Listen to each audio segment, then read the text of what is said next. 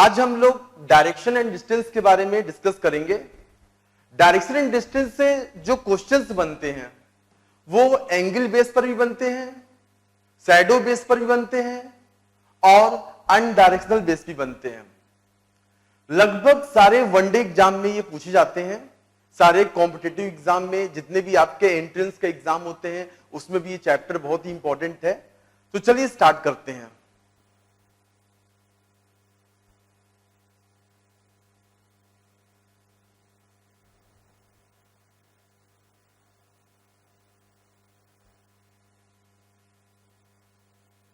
Direction and distance देखिए,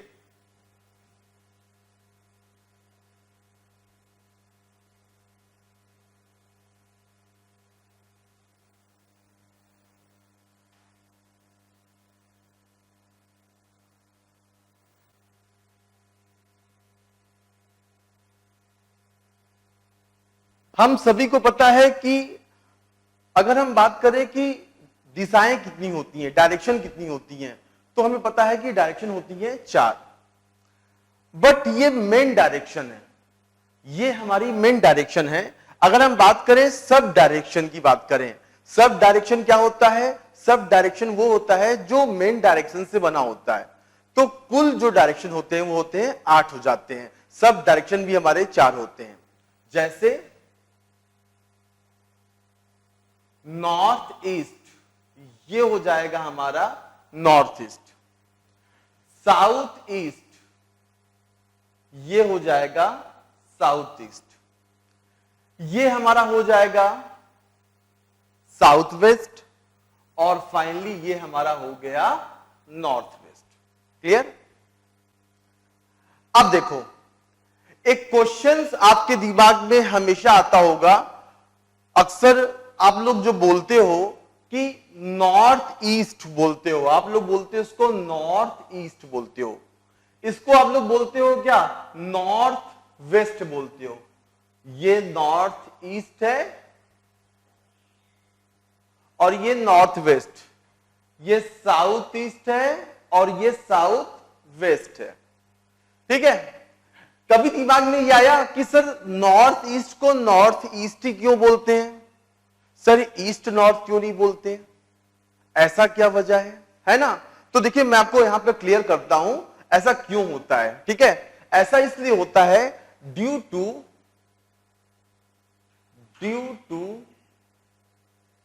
north pole and south pole. Clear? समझ में आया? आपने देखा होगा कंपास, आप लोगों ने देखा होगा कंपास ऐसे होता है, ये नॉर्थ होता है, ये साउथ होता है। अगर हम ईस्ट की ओर जाएंगे तो कंपास जो है नॉर्थ से ईस्ट की ओर टर्न करता है, तो ये साउथ से वेस्ट की ओर टर्न करता है। क्लियर हुआ? और अगर हम वेस्ट की ओर जाएंगे तो ये नॉर्थ से वेस्ट जाता है, तो ये कहां जाएगा? ये साउथ से ईस्ट जाएगा। क्लियर हुआ? So due to north pole and south pole की वजह से हम इसको नॉर्थ ईस्ट, साउथ वेस्ट और नॉर्थ वेस्ट कहते हैं। क्लियर हो गया? आई थिंक आपको बातें समझ में आ गई होंगी कि ये नॉर्थ ईस्ट क्यों होता है, ये साउथ ईस्ट क्यों होता है, ये साउथ वेस्ट क्यों होता है और ये नॉर्थ वेस्ट क्यों होता है। ठीक? तो ये हो गई हमारी इनिशियल बातें, इसके बारे में क्लियर हो गया। आइए चलते हैं आगे।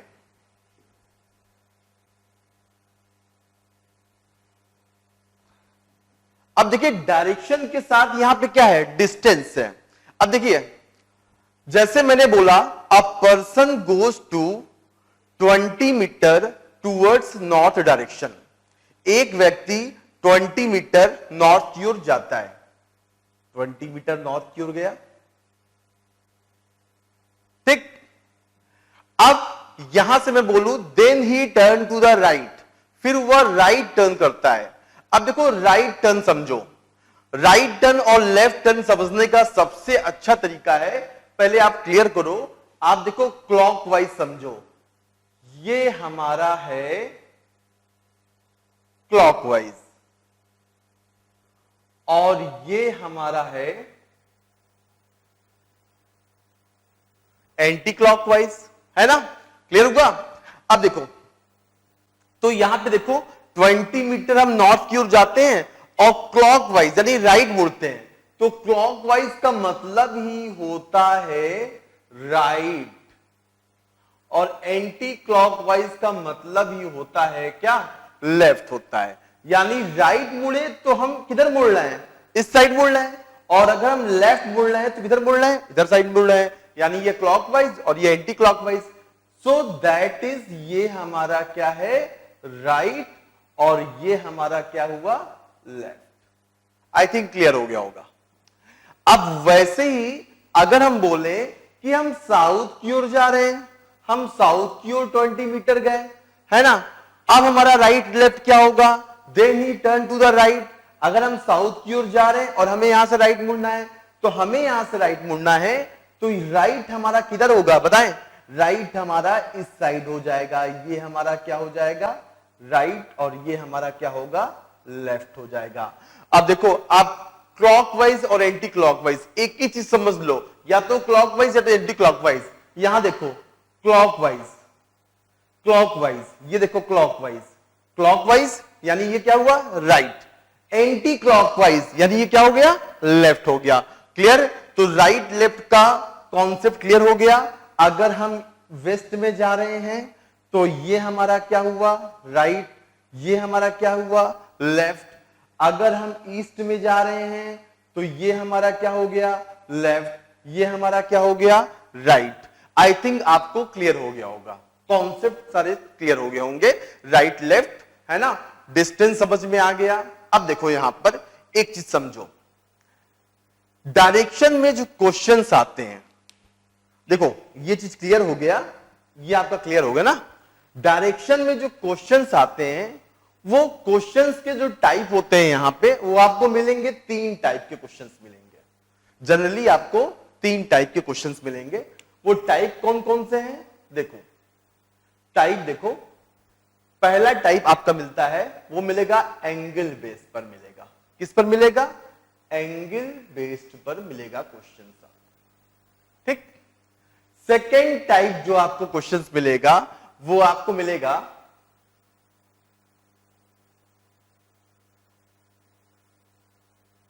शैडो बेस्ड पर मिलेगा, शैडो बेस्ड पर मिलेगा। और अगर हम थर्ड टाइप की बात करें तो ये हमें मिलेगा अनडायरेक्शनल बेस पर मिलेगा।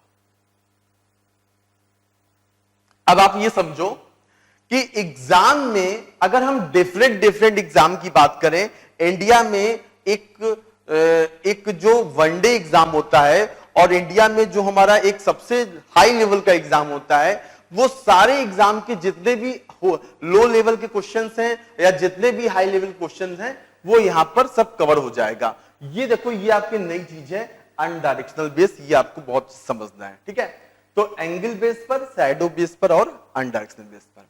तो आइए आगे देखते हैं।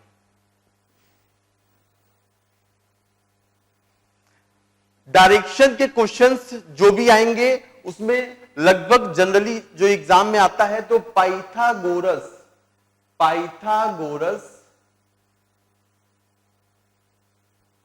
थ्योरम का भी यूज होता है। पाइथागोरस थ्योरम क्या है तुम्हारा, देखो पाइथागोरस थ्योरम क्या होता है, ये पाइथागोरस थ्योरम क्या होता है, हाइपोटेन्यूज का स्क्वायर इक्वल टू परपेंडिकुलर का स्क्वायर प्लस बेस का स्क्वायर होता है। अब ये क्या होता है समझो, क्वेश्चंस कैसे आते हैं। जैसे मैं एक सिंपल सा क्वेश्चन बोलता हूं आपके सामने, एक सिंपल सा क्वेश्चन हो जाए। पहला question, a person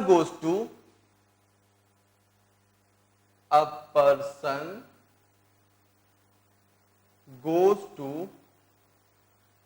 20 meter towards north,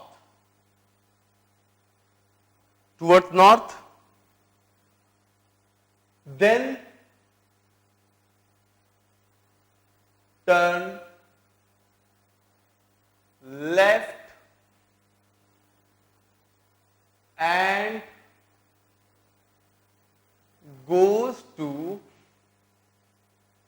15 meter, So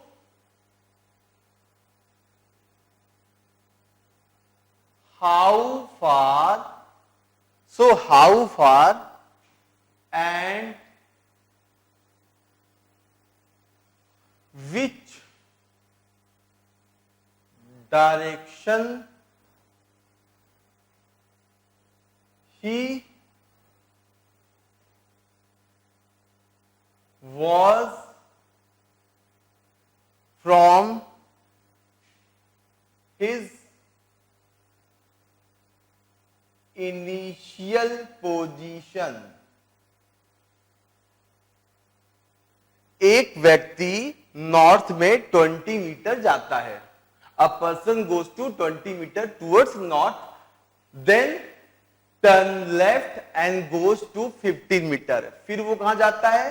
15 metre जाता है ना? Turn left and goes to 50 meter. So how far and which direction he was from his initial point? तो प्रारंभिक स्थान से किस दिशा और कितनी दूरी पर है? अब देखो इसका आंसर देखो, समझो. पहले वो नॉर्थ में गया, कितना गया?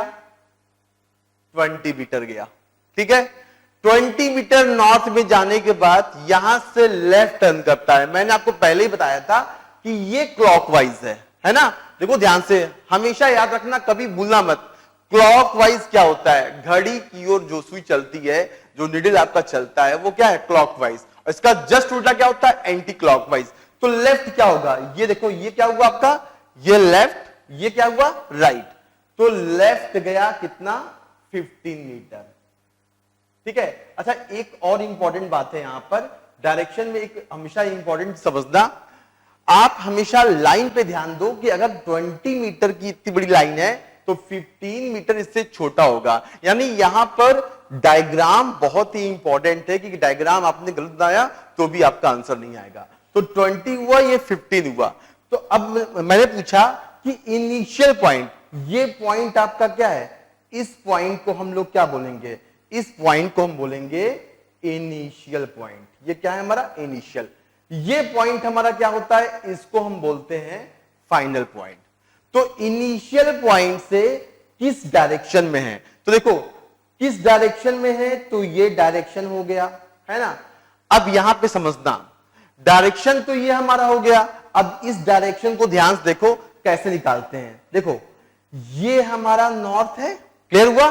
अच्छा, ये नॉर्थ है, तो ये हमारा क्या हो गया? वेस्ट हो गया. तो नॉर्थ वेस्ट, तो ये हमारा क्या हो जाएगा? नॉर्थ वेस्ट के बीच की जो लाइन है, ये हमारी क्या कहलाएगी? North west. समझ में आया?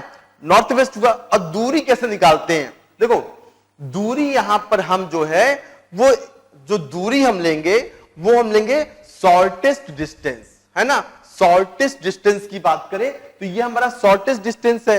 अब देखो, अगर हम इस डायग्राम को ध्यान से देखें तो ये डायग्राम हमारा क्या है? राइट ट्रायंगल है. राइट ट्रायंगल क्या होता है? जिसका एक एंगल 90 डिग्री का होता है. ठीक है, तो ये हमारा राइट ट्रायंगल है.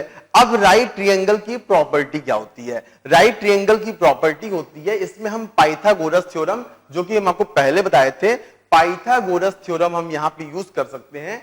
पाइथागोरस थ्योरम क्या होता है? हाइपोटेन्यूज का स्क्वायर इक्वल टू परपेंडिकुलर का स्क्वायर प्लस बेस का स्क्वायर. ठीक है, हिंदी में इसको कर्ण बोलते हैं, इसको लंब बोलते हैं, इसको आधार बोलते हैं. अब यहां देखो, हाइपोटेन्यूज क्या होता है? हाइपोटेन्यूज होती है जो बड़ी वाली लाइन होती है, ये हमारी क्या होती है? हाइपोटेन्यूज होती है ना? ये हमारा क्या होता है? ये हमारा बेस होता है, और ये हमारा क्या है बोलो? परपेंडिकुलर होता है. क्लियर हुआ? एक बार समझ लो, ये हमारा होता है बेस, ये हमारा होता है परपेंडिकुलर, है ना?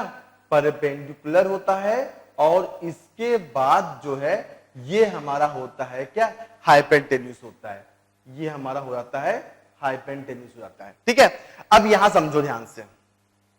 तो हम अगर बात करें बच्चों, हम बात करें यहां पर कि इस फॉर्मूले की बात करें तो हाइपोटेन्यूज का स्क्वायर इक्वल टू पी का स्क्वायर. तो यहां बताओ, परपेंडिकुलर कितना है? 20, तो 20 का स्क्वायर प्लस, और बेस कितना है? 15, तो 15 का स्क्वायर कितना हुआ?